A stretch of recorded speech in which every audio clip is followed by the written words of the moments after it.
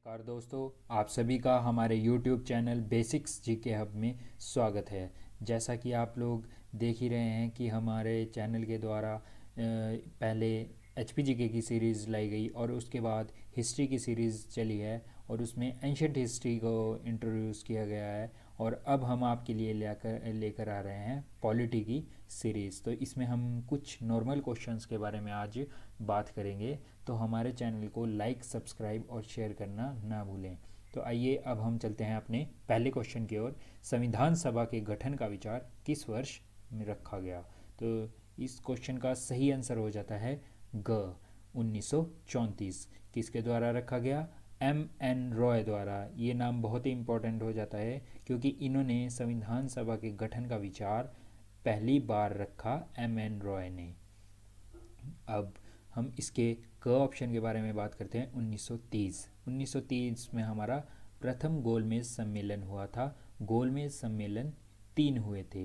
एक हुआ था 1930, दूसरा हुआ 1931 और तीसरा हुआ 1932। तो हम 1930 के गोलमेज सम्मेलन के बारे में बात करते हैं, जिसमें कि भारतीय राष्ट्रीय कांग्रेस ने इस गोलमेज सम्मेलन में भाग नहीं लिया था। और जो इन तीनों गोलमेज सम्मेलन में भाग लेने वाले दलित नेता थे, उनका नाम था डॉक्टर भीमराव अंबेडकर। ये इम्पोर्टेंट क्वेश्चंस है और ये इसमें पूछ लिया जाता है कि इनमें से कौन से दलित नेता थे जिन्होंने तीनों गोलमेज सम्मेलन में भाग लिया था?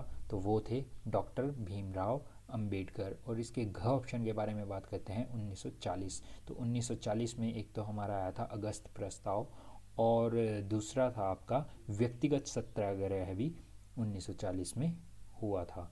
तो आइए अब हम नेक्स्ट क्वेश्चन के बारे में बात करते हैं। भारत के संविधान के निर्माण के लिए आधिकारिक रूप से संविधान सभा के गठन की मांग कब की गई? तो इसमें हम बात करते हैं कि भारतीय संविधान के निर्माण के लिए आधिकारिक रूप से संविधान सभा के गठन की मांग कब की गई? तो ये की गई थी 1935 में। इसका सही ऑप्शन हो जाता है घ। जो ये किसके द्वारा की गई थी? भारतीय राष्ट्रीय कांग्रेस के द्वारा ये मांग की गई थी। तो इसके क ऑप्शन के बारे में बात करते हैं हम 1946। तो 1946 में हमारा कैबिनेट मिशन आया था। और ख ऑप्शन जो है 1949। तो 1949 में हमारा संविधान आंशिक रूप से लागू हुआ था। और ग ऑप्शन के बारे में बात करते हैं 1927। तो 1927 में हमारा साइमन कमीशन भारत आया था। तो अब हम साइमन कमीशन के बारे में थोड़ी डिटेल में बात कर लेते हैं। 3 फरवरी 1928 को साइमन कमीशन बम्बई पहुंचा और इसके स्वागत में हड़तालें की गई, काले झंडे दिखाकर इसका स्वागत किया गया। तो इस आयोग को व्हाइट मैन कमीशन के नाम से भी जाना जाता है। व्हाइट मैन कमीशन के नाम से इस आयोग को क्यों जाना जाता है? क्योंकि इसमें सभी गोरे लोग थे, इसलिए इसको व्हाइट मैन कमीशन के नाम से जाना जाता है। इस कमीशन के सदस्यों की संख्या थी 7। तो कमीशन के लाहौर पहुंचने के बाद नारा दिया गया साइमन गो बैक। और यह नारा किसके द्वारा दिया गया? Simon go back Lala Lajpat Rai द्वारा। तो आइए अब हम नेक्स्ट क्वेश्चन के बारे में बात करते हैं। संविधान सभा का गठन कब किया गया था? जो संविधान को बनाने का प्रोसीजर चला था, तो उसके लिए संविधान सभा का गठन किया गया था 1946 में।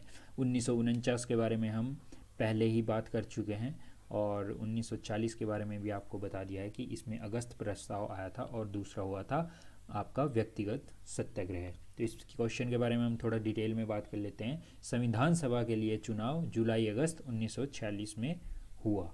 ब्रिटिश भारत के लिए आवंटित 296 सीटें।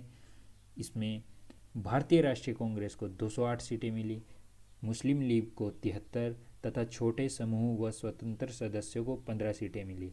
देसी रियासतों को आवंटित की गई 93 सीटें भर नहीं पाई थी क्योंकि उन्होंने खुद को संविधान सभा से अलग रखने का निर्णय लिया था। एक जो हमारे बहुत ही मेन लीडर हैं भारत के उस समय के, तो ये थे महात्मा गांधी और मोहम्मद अली जिन्ना। तो ये बहुत इंपॉर्टेंट नाम हो जाता है। तो इसमें से क्वेश्चन कई बार इसलिए पूछ लिया जाता है क्योंकि ये इम्पोर्टेंट नाम थे और इनके बारे में पूछ लिया जाता है कि संविधान सभा में इनमें से कौन सम्मिलित थे। तो उसमें कई ऑप्शन आएंगे और उसमें महात्मा गांधी का नाम भी आएगा, तो इसमें इस क्वेश्चन का आंसर हो जाता है कि महात्मा गांधी इसमें नहीं थे।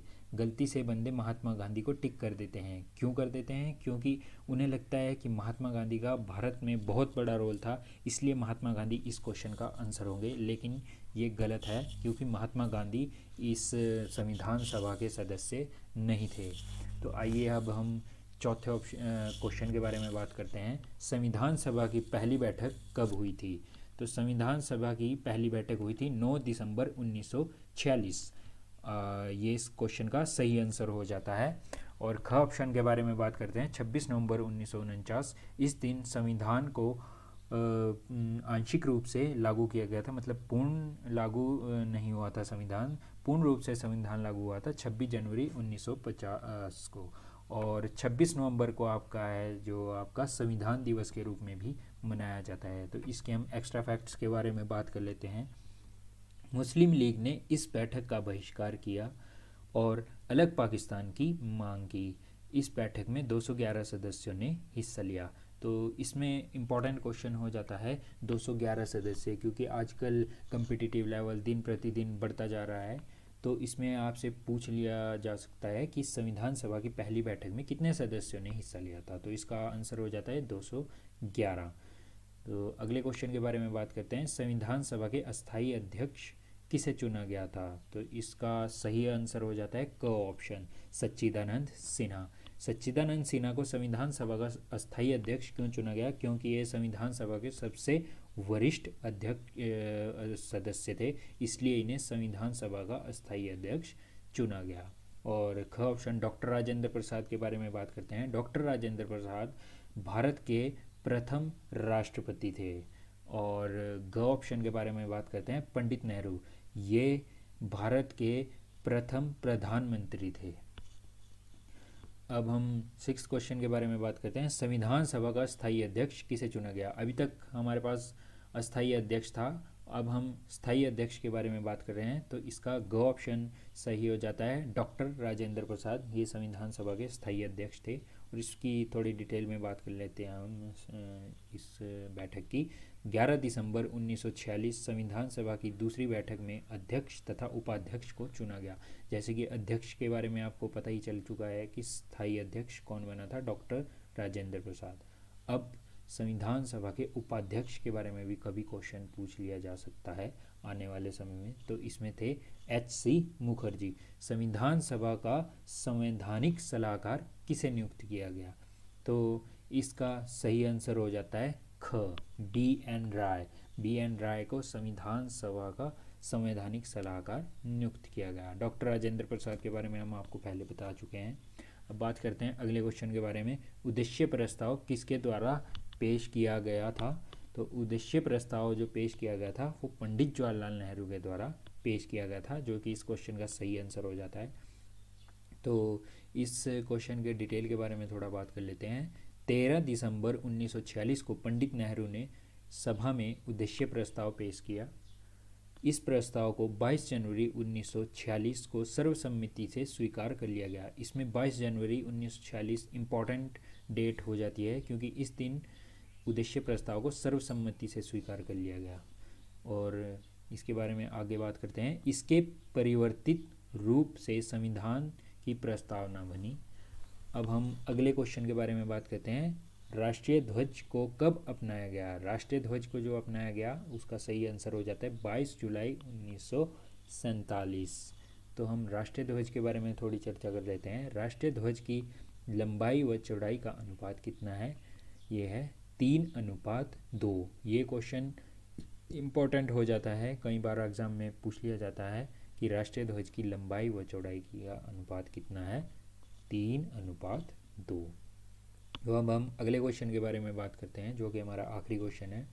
राष्ट्रीय गान को कब अपनाया गया? राष्ट्रीय गान को 24 जनवरी 1950 को अपनाया गया। और इसमें 26 नवंबर 1949 को हमारा संविधान आंशिक रूप से लागू हुआ था। और 11 दिसंबर 1946 को संविधान सभा की दूसरी बैठक का आयोजन किया गया था। और इसी अगले डिटेल के बारे में बात करते हैं इसकी थोड़ा। इसी दिन राष्ट्रीय गीत तथा डॉक्टर राजेंद्र प्रसाद को भारत के प्रथम राष्ट्रपति के रूप में चुना गया था। और थोड़ा एक्स्ट्रा फैक्ट्स के बारे में बात करते हैं हम। राष्ट्रीय गीत जो कि है हमारा वंदे मातरम, इसके रचनाकार हैं बंकिम चंद्र चट्टोपाध्याय। और राष्ट्रीय गान जो कि है हमारा जन गण मन, इसके रचनाकार हैं रविंद्रनाथ टैगोर। तो धन्यवाद आप सभी का। हमारे चैनल को लाइक, सब्सक्राइब और शेयर करें, और इसी तरह हम आपके लिए नेक्स्ट वीडियोस पर भी काम करते रहेंगे। धन्यवाद आप सभी का।